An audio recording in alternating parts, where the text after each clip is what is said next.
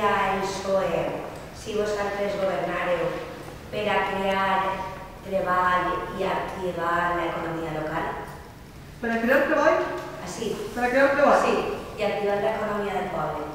Anem a veure, nosaltres no creiem que estiguem en la posició de la solució màgica, d'acord? Això no crec que ningú tingui la solució màgica.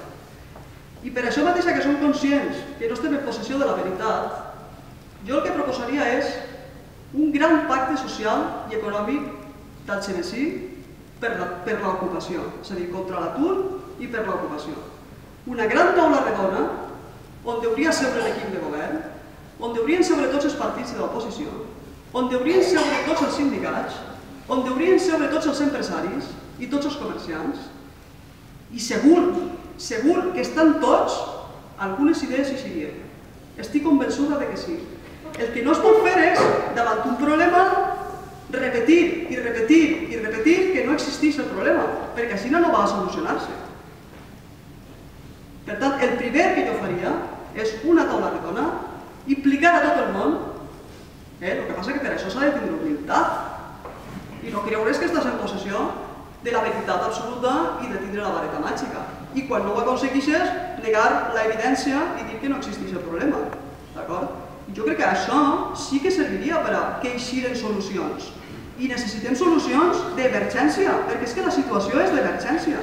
És que un poble de 30.000 habitants no arriba. Quan s'acabi ara la temporada de la taronja, hi haurà una altra volta 3.000 parats. Això és una barbaritat. Tenint en compte quin és el número de gent que se considera població activa en Algemesí, perquè, clar, 30.000 habitants, no tots els habitants són demandants de faena. Els menors de 16 anys no són demandants de faena, la gent que està estudiant no és demandant de faena, les mestresses de casa no són demandants de faena, els jubilats, la gent que està de baixa, etc. Per tant, la població activa nostra no és de 30.000, perquè a vegades en l'Ajuntament treuen els percentatges de l'atur sobre el padró municipal i no sobre la població activa, que això és una barbaritat. Que ara, al final, l'índex d'atur baixa de manera brutal, d'acord?